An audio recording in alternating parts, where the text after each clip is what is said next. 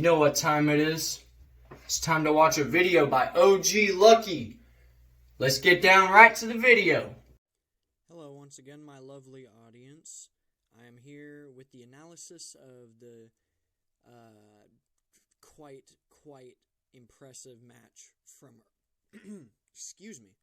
from earlier.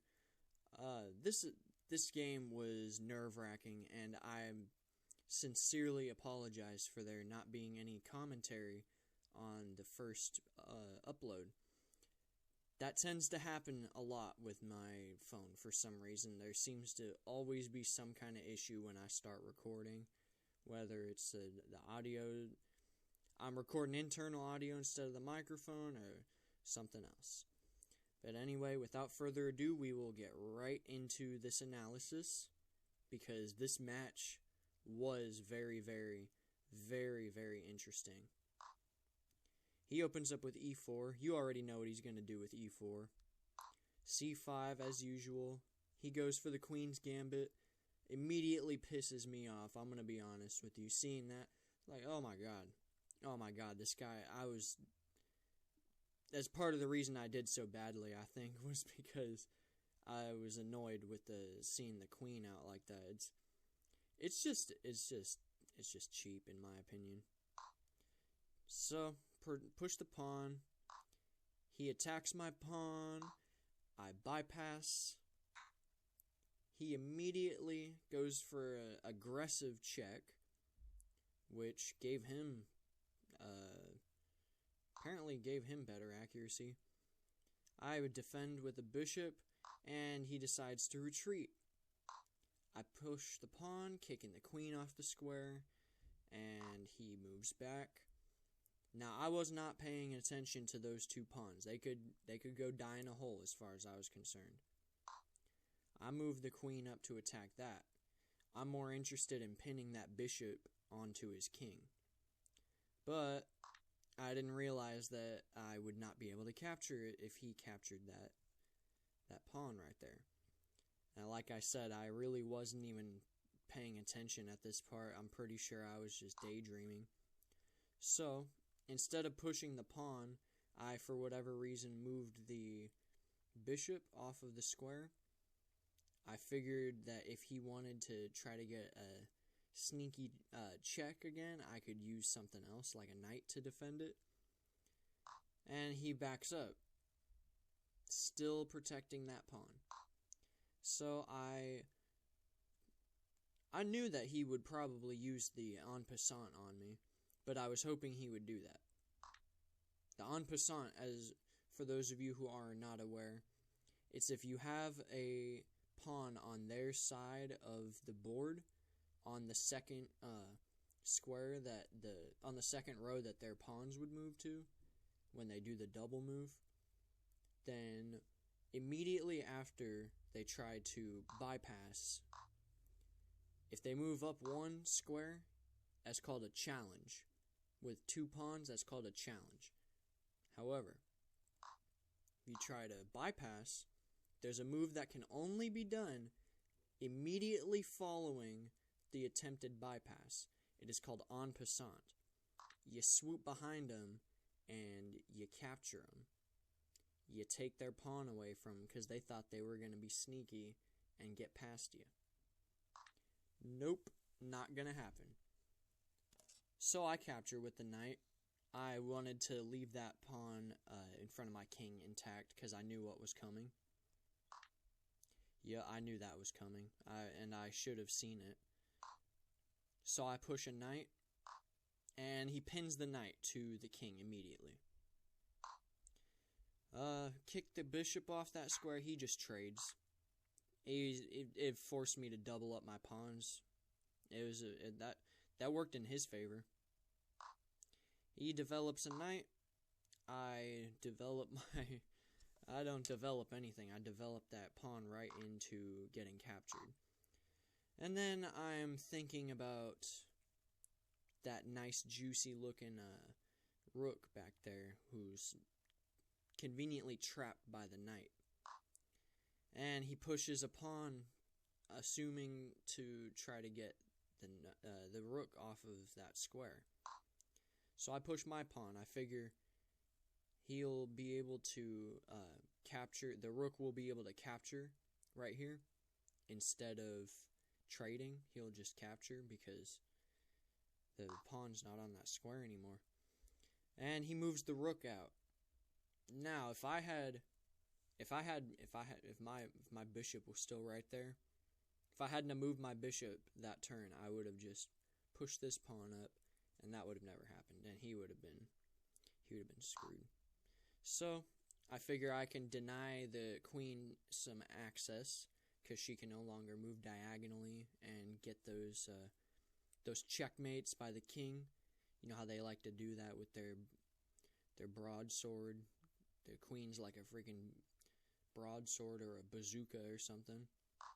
So he goes d4. Now I don't know what for. I really don't. I'm thinking he's trying to get the bishop out. So I'm looking at the rook. The rook is still on a dark square.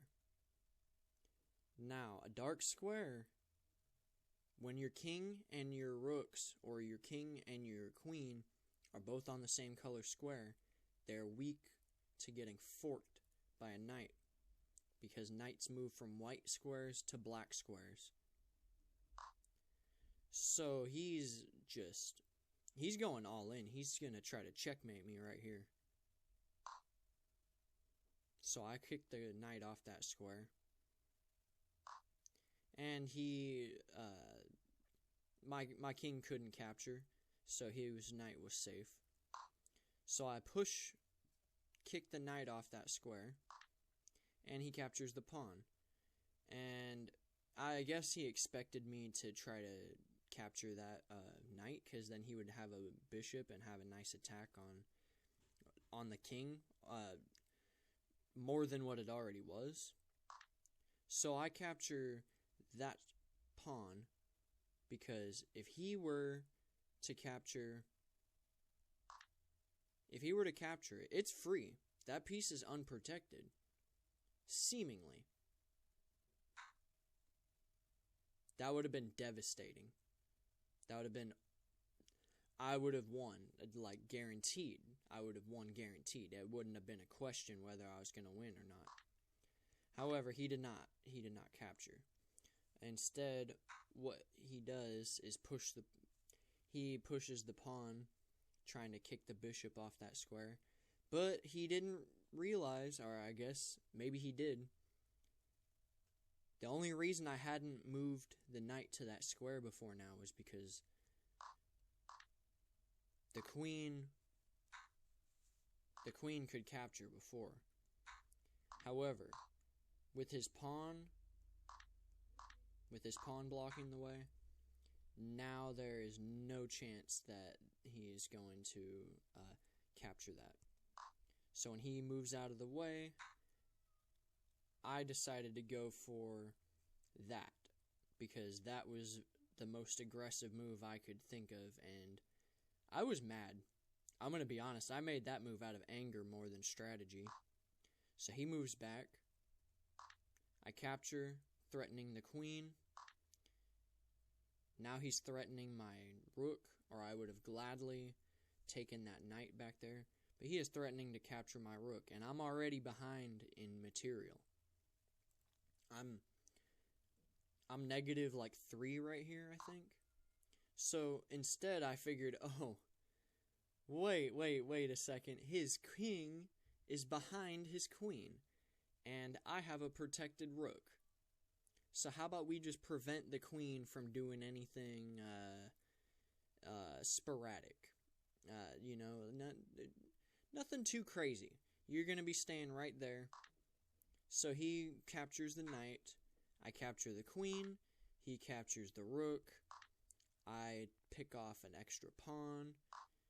Now he starts developing the rest of his pieces. I push the pawn. He bypasses. I develop an attack on the knight. And he counters with an attack on my pawn. So I captured his hanging pawn and put him into check. When he retreats, I put him into check once more, and he's hiding behind the knight. So I put him into check once more, and he is... No way, Jose. The whole time his bishop was right here. He left it there because that bishop was controlling important squares on the board.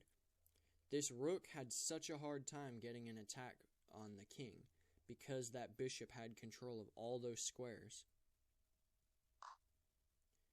So he moves his knight out of danger.